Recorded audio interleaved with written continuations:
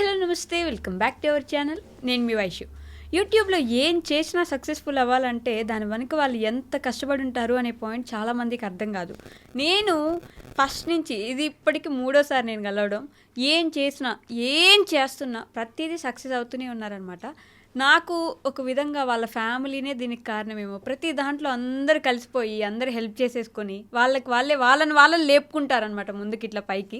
వాళ్ళు ఎవరో కాదు, మొన్న మధ్య అయితే రావమ్మ సీతమ్మ అని ఒక పాట వచ్చింది. దాంట్లోంచి యూటర్న్స్ క్రియేషన్స్ నుంచి నాతో పాటు ఈరోజు యశి గారు ఉన్నారు. బోల్డ్ అనే విషయాలు మాట్లాడదాం. హాయ్ హాయ్ హాయ్ అండి, ఎలా ఉన్నారు? చాలా బాగున్నా. నన్ను అడగరా? బాగున్నారా? బాగున్నా, చాలా బాగున్నా. ఫస్ట్లీ కంగ్రాచులేషన్స్, 5 million దాటేసింది కాబట్టి సాంగ్. అది కూడా 2 weeksలో. 2 weeksలో ఎలా? ఏమైనా పెయిడ్ వ్యూస్ అవన్నీ లేకపోతే జెన్యునే? అంటే మా మీద జనాలకున్న ప్రేమ అలాంటిది. అండ్ సాంగ్ గురించి చాలా వెయిట్ చేయించిన ఆడియన్స్ని. దాని రకంగా పెట్టిన రోజు 1 million దాటింది. పెట్టిన రోజు పోస్ట్ చేసిన మార్నింగ్ 5 o'clock ఏం పోస్ట్ చేసినండే, నైట్ వరకు 1.2 million వెళ్ళింది. నా ఛానల్లో ఫస్ట్ వ్యూవర్షిప్ 1 dayలో 1 million అంటే అదే. అసలు రావమ్మ సీతమ్మ సాంగ్ ఎందుకు తీద్దాం అనుకున్నారు? అంటే మీరు చేసేవన్నీ షార్ట్ ఫిలిమ్స్, లేకపోతే అప్పుడప్పుడు ఇవి చేస్తుంటాయి కదా, సాంగ్ ఎందుకు అనుకున్నారు? అంటే ఏదన్నా ఆడియన్స్కి కొత్తగా చేద్దాం అంటే, ఇప్పుడు ట్రెండింగ్ అవుతుంది. ఇప్పుడు మనం ట్రెండ్ని సెట్ చేయాలి, ట్రెండ్ని ఫాలో కావద్దు. నేను అదే ట్రెండ్ని సెట్ చేయాలి, ట్రెండ్ని ఫాలో కావద్దని నా ఒపీనియన్.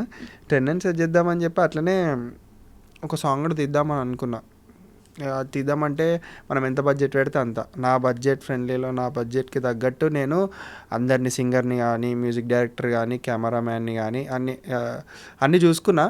ఇక సింగర్ ఫస్ట్ మనకి ఏంటంటే సాంగ్ మన చేతిలో ఉండాలి, సింగర్ ఉండాలి. కాబట్టి చూస్తున్నా అయితే ఒక రీల్ వచ్చింది.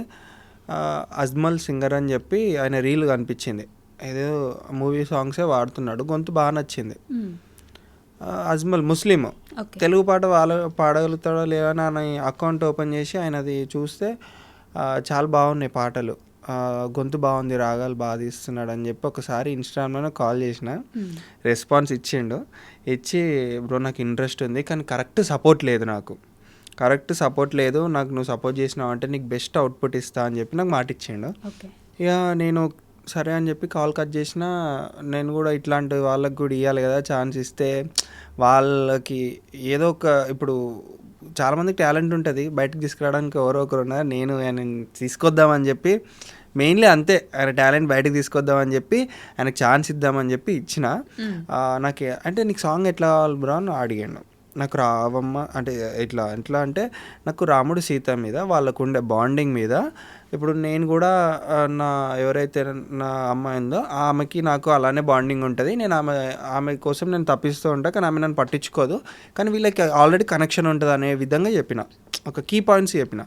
దానికి తగ్గట్టు ఆయన సాంగ్ రెడీ చేసి ఇచ్చిండు. నాకు కొన్ని లిరిక్స్ చరణము వినిపించిండు.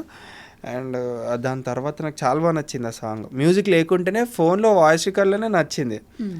వెంటనే మనం రికార్డింగ్ పెట్టుకుందాము, మనకు బడ్జెట్లో మ్యూజిక్ డైరెక్టర్ ఎవరు అని సెర్చ్ చేసినాం. ఇక్కడనే హనీ గణేష్ మ్యూజిక్ డైరెక్టర్ అని చాలా హిట్స్ కొట్టాడు. నాది ఇట్లా సాంగ్ ఉంది బ్రా అంటే సరే రండి రికార్డింగ్ పెట్టుకుందాం అన్నాడు. ఇక దాంట్లో అన్ని ఒరిజినల్ పెట్టించిన, ఫ్లూట్ అవన్నీ ఒరిజినల్ పెట్టించి ఇక మ్యాజిక్ తెప్పించి సాంగ్ అయితే ప్రిపేర్ చేసినాక ఇక సాంగ్ ఫస్ట్ విన్నాక ఇది నా సాంగేనా ఆ విధంగా ఉంది నిజంగా. ఫస్ట్ సాంగ్ ఇది నా సాంగేనా, నేనేనా వాడిపించింది, సింగరే పరిచయం అవుతుండు. అరే ఇది నా సాంగేనా, నేను వాడిందేనా, ఇది ఇంత బాగా వచ్చింది ఏంది బీట్ తోటి గారు అంటుండు. ఆయన కళ్ళల్లో ఆనందం చూడలేను ఆ రోజు నిజంగా. ఇక పాట రాసిన వెంకట్ కోల అయినే కానీ అజ్మల్ కానీ వాళ్ళిద్దరు కళ్ళలోనే ఆనందం చూసిన. నేనంత ఆనందం వాళ్ళకి ఫస్ట్ సాంగ్ కదా, వాళ్ళంత ఆనందం వీడియో క్లిప్స్ కూడా ఉన్నాయి. అది వాళ్ళ ఆనందం చూసి దాని తర్వాత ఆ సాంగ్ మాకు రికార్డింగ్ షూట్కి ఇచ్చారు. ఇక దాని తర్వాత అస్సలు కథ, ఇక షూట్ ఎంత పెట్టుకుంటే అంత, మనము ఎంత బడ్జెట్ పెడితే అంత మంచి విజువల్ వస్తుంది.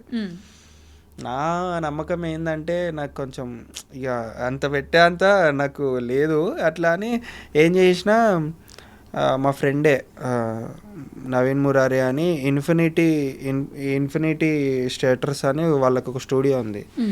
వాళ్ళు ఏం చేసారు, బ్రో నేను నాకు ఈ ఫస్ట్ సాంగ్ నేను తీస్తా అని చెప్పి ఆయన కెమెరాస్ తోటే తీద్దామని చెప్పిండు.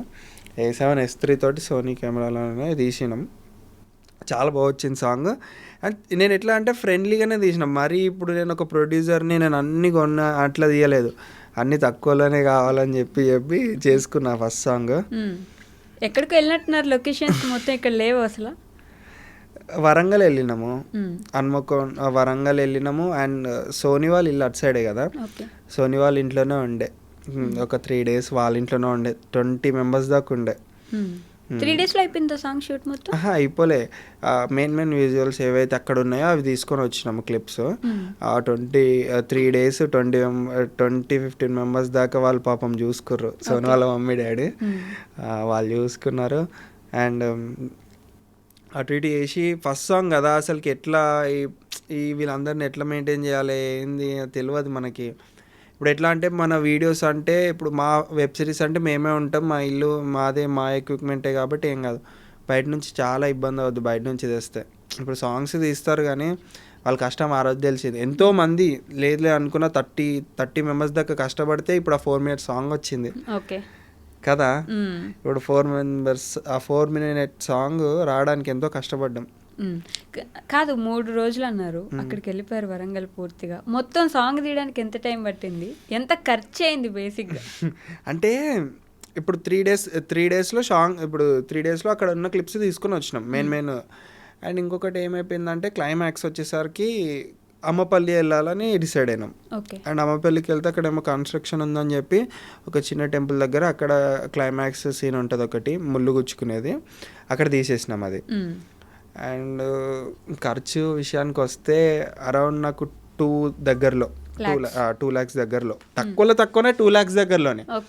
మినిమం మనం ఒక సాంగ్ తీయాలంటే అది ఒక సినిమాటిక్ లెవెల్లో అంటే ఒక 5-6 దాకా పెట్టుకోవాలంట. నాకు అంత లేదు, యాక్టర్స్ అందరూ మీ వాళ్ళే.